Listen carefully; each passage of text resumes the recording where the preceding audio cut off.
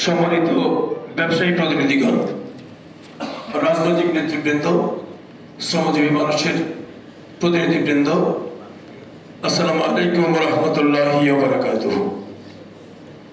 এটা অত্যন্ত দুর্ভাগ্যের যে একজন বা দুইজন বর্বরের বিরুদ্ধে আজ আমাদেরকে কথা বলতে হচ্ছে। কেন বর্বর বললাম? বাংলাদেশের সবচাইতে খারাপ লোক তাদেরকে বলা হয় যাদের বিরুদ্ধে দুর্নীতির অভিযোগ আছে। এই এস.এম. মনিরুজ্জামানের বিরুদ্ধে বিএসসিতে 500 কোটি টাকার দুর্নীতির মামলা চলমান। চট্টগ্রাম বন্দরের 4টি বিষয়ে তার বিরুদ্ধে দুর্নীতির অভিযোগ রয়েছে। কিন্তু দুর্ভাগ্যজনক হলেও সত্য, একজন দুর্নীতিবাজকে শেল্টার দিচ্ছেন নৌ পরিবহন উপদেষ্টা ব্রিগেডিয়ার জনাব শাখাওয়াত হোসেন। এটা অত্যন্ত দুঃখের, অত্যন্ত লজ্জার। এই ব্রিগেডিয়ার শাখাওয়াত সাহেব বলেছেন যে চট্টগ্রাম বন্দরে প্রতিদিন 2 কোটি টাকা চাঁদা লেনদেন হয়। আমরা ইতিমধ্যে বিভিন্ন সাংবাদিক সম্মেলনে, বিভিন্ন ফোরামে বলেছি, যদি চট্টগ্রাম বন্দরে দুর্নীতি প্রতিদিন 2 কোটি টাকা চাঁদাবাজি হয়, আমরা আপনার সাথে টেলিভিশনে জাতির সামনে বসতে চাই। আপনি আমাদেরকে দেখান আমরা কোন কোন খাতে দুর্নীতি করি, অন্যথায় আপনার বিরুদ্ধে আমরা আন্দোলন করতে বাধ্য হব। আজ পর্যন্ত ব্রিগেডিয়ার শাখাওয়াত সাহেব আমাদের এই চ্যালেঞ্জ গ্রহণ করেন না। তিনি নিজেকে খুব বেশি হেরামগঞ্জের কচ্ছপ মনে করেন, আর একজন দুর্নীতিবাজের শেল্টার হিসাবে উনি কাজ করে যাচ্ছেন। সম্মানিত উপস্থিতি, এতক্ষণ আপনারা শুনেছেন সব এনসিটির কথা। সিসিটি নিয়ে একটু কথা বলি। বিগত সরকারের আমলে পিসিটি যখন তারা আরেক চিঠিকে দিয়ে দিল, আমরা আরেক চিঠি নিয়ে আন্দোলন করেছি। আমাদেরকে বোঝানো হলো এটা আল্লাহ রাসূলের দেশ, আমরা মাঝে মধ্যে হজ করতে যাই, সেটার বিরুদ্ধে আমরা কথা না বলি। আরে ভাই, আল্লাহ রাসূল কি বলছে যে তোমরা ভোট বানাই আমার দিয়ে দিও, তোমাদের অনেক সওয়াব হবে, এরকম বলছে কথা? উনি যে কথা বলেন নাই। এই আরেক চিঠিতে, এই পিসিটিতে গত 1 বছরে মাত্র 71 কোটি টাকা চট্টগ্রাম বন্দর রেভিনিউ পেয়েছে। ঠিক একই মাপের আরেকটি টার্মিনাল সিসিটি, সেখানে চট্টগ্রাম বন্দর ইনকাম করেছে 600 কোটি টাকা।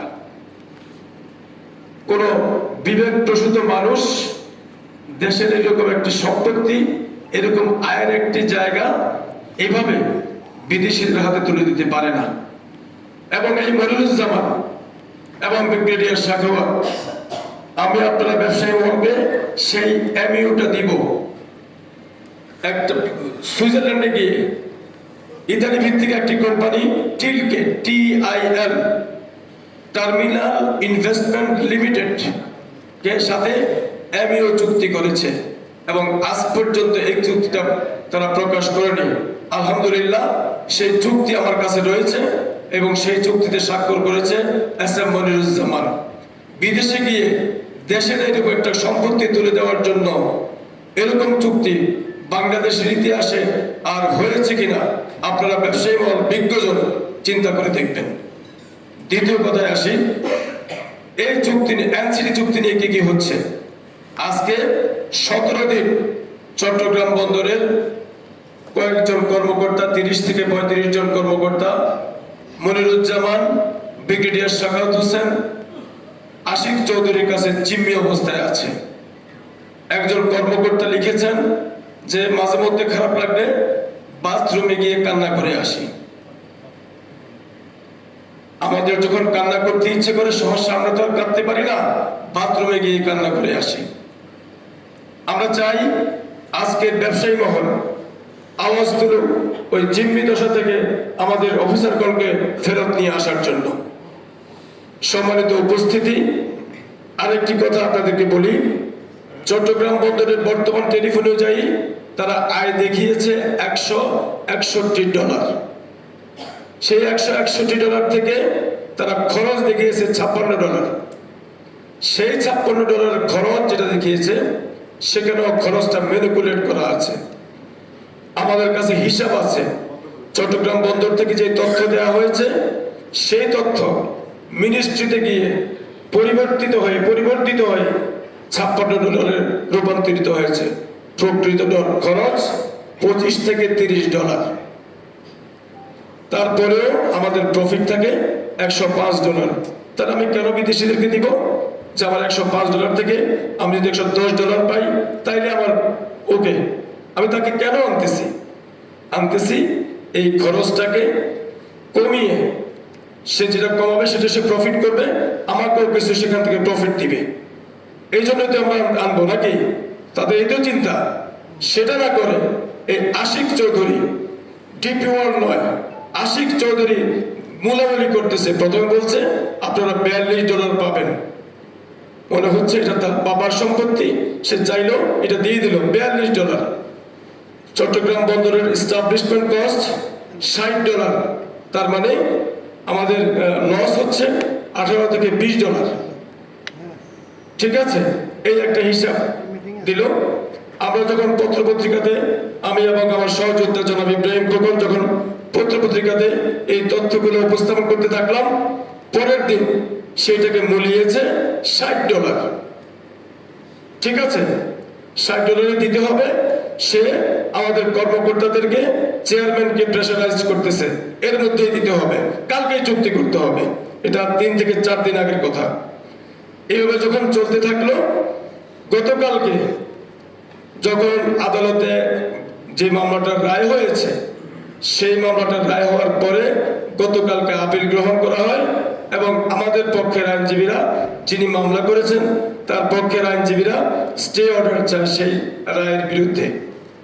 বিচারপতি বললেন, আমি একটু পানি খেয়ে নিই। বিচারপতি বললেন যে ঠিক আছে, স্টে অর্ডারের দরকার নাই, আগামী রবিবার ফুল বেঞ্চে শুনানি হবে, ততদিন পর্যন্ত চুক্তির সকল কার্যক্রম বন্ধ থাকবে। এই রায় হওয়ার আগে আমরা যখন 3:30টায় সাংবাদিক সম্মেলন করে সাংবাদিকদেরকে তথ্য দিলাম, তখন কি হলো? প্রধানমন্ত্রীর প্রধান উপদেষ্টা, রোহিঙ্গা বিষয়ক উপদেষ্টা খলিলুর রহমান, প্রধান উপদেষ্টার বৈদেশিক বিষয়ক উপদেষ্টা লুৎফি সিদ্দিকী, প্রধান উপদেষ্টার মুখ্য সচিব, প্রধান উপদেষ্টার প্রতিরক্ষা বিষয়ক সচিব, আমাদের চেয়ারম্যান মনিরুজ্জামান এবং আশিক চৌধুরী, এই 6 জন গিয়ে পিপিপিতে যেখানে আমাদের কর্মকর্তারা জিম্মি রয়েছে সেখানে তাদেরকে প্রেসারাইজ করতেছিল, কালকে নেগোসিয়েশন ফর্ম সাইন করতে হবে। এবং আদালতের এই কথা শোনার পরে তাদেরকে জিম্মি করে সন্ধ্যে 7:30টার মধ্যে এটাকে সাইন করায়। তবে আমাদের সাহসী কর্মকর্তাগণ 6টা অবজারভেশন দিয়েছে। এই অবজারভেশন এগুলো না হলে এই চুক্তি করা যাবে না। এটার কারণে গতকালকে চেয়ারম্যান আমাদের কর্মকর্তাদেরকে অকথ্য ভাষায় গালাগাল করেছে, ঠিক, এবং সে নথি তার বাসায় নিয়ে চলে গেছে। এবং আজকে সে পিপিপি অফিসে একটা বোর্ড মিটিং এর আয়োজন করেছে, অথচ চট্টগ্রাম বন্দর স্বয়ং সম্পূর্ণ একটি বোর্ড সভার কক্ষ রয়েছে। নিশ্চয়ই আপনারা সেখানে মিটিং করেছেন। তার এই স্বৈরাচারীপনা, তার এই উদ্যতপনা থেকে আমরা কি চট্টগ্রাম বন্দরকে রক্ষা করার জন্য আন্দোলন করব না? তার এই, আপনারা জানেন কিনা আমি জানি না, আশিক চৌধুরীর সাথে ডিপি ওয়ার্ল্ড একটা ডিল আছে। কোন তথ্য ভুল পাবেন না। আশিক চৌধুরীর সাথে ডিল, সে যদি এই ডিপি ওয়ার্ল্ডের হাতে এনসিটিকে দিতে পারে, সে 600 কোটি টাকা কমিশন পাবে। আপনারা নিশ্চয় অবগত আছেন, 1 জানুয়ারি থেকে বাংলাদেশের দেশ থেকে সকল ভিসা বন্ধ আছে দুবাইয়ে। আছে কি নেই? আছে। আপনাদেরকে একটি তথ্য দেই, সেই দুবাইকে এই ভিসা বন্ধ করার জন্য উদ্বুদ্ধ করেছে চেয়ারম্যান মনিরুজ্জামান, ব্রিগেডিয়ার শাফাত হোসেন এবং আশিক চৌধুরী। এবং সেই কারণে আজকে বাংলাদেশের দুবাইয়ের ভিসা বন্ধ। কারণ দুবাইয়ের ভিসা বন্ধ করে দিলে আমরা প্রেসারাইজড হব, আমরা এই ডিপি ওয়ার্ল্ডের কাছে চট্টগ্রাম বন্দরকে তুলে দিব।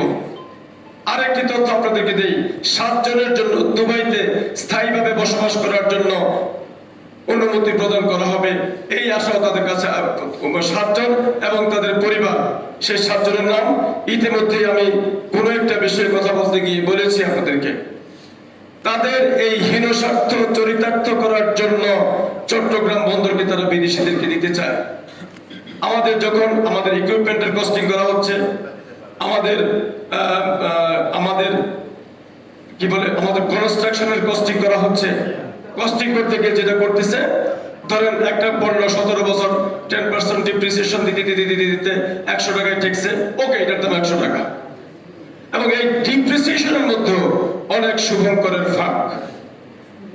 এই ডিপ্রিসিয়েশন করেছে কাজী মেরাজউদ্দিন আরিফ। আমি শোক করতেছি, কাজী মেরাজউদ্দিন আরিফ সাহেবকে নিয়ে একটা ভ্যালুয়েশন কমিটি করা হয়েছে এবং তাদেরকে জিম্মি করে বলা হয়েছে আজকে যে $161 কথা আমি বলেছি, আজকে যে $161 কথা আমি বলেছি, প্রথমে চেয়ারম্যান এটাকে $110 করে মিনিস্ট্রিতে প্রেরণ করার জন্য ভ্যালুয়েশন কমিটির কাছে চাপ প্রয়োগ করে।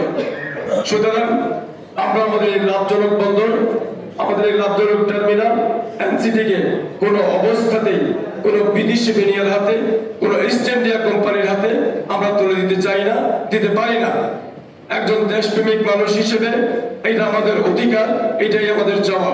অথচ গতকালকে চট্টগ্রাম বন্দর থেকে একটা চিঠি ইস্যু হয়েছে, যারা আন্দোলন করছে তারা রাষ্ট্রদ্রোহ কাজ করছে। আমরা তার তীব্র প্রতিবাদ জানাই। আমরা চাই, আমাদের চাওয়া হচ্ছে ব্যবসায়ী মহল আমাদেরকে সাহায্য করবে, আমরা উত্তরণ হব এই সমস্ত সংকট থেকে। এবং আপনাদের মাধ্যমে একটা কথা অনুরোধ করি, আপনারা এই চট্টগ্রাম বন্দরের চেয়ারম্যানের সাথে না বসে অন্য কোনো প্রতিনিধির সাথে বসুন। কোনো দুর্নীতির বাজের সাথে বসে আপনারা কোনো নেগোসিয়েশন করতে যাবেন না, বরং আপনাদের কাছে দুহাত জোর করে আমরা অনুরোধ জানাই, আমাদের আন্দোলনের সাথে একাত্মতা ঘোষণা করুন। আমাদের বিজয় ইনশাআল্লাহ সুনিশ্চিত। আপনাদের সাহায্য প্রার্থনা করে আপনাদের সকলের কাছে আজকের এই আয়োজনের জন্য কৃতজ্ঞতা প্রকাশ করে আমি আমার বক্তব্য শেষ করছি। আল্লাহ হাফেজ। বাংলাদেশ জিন্দাবাদ।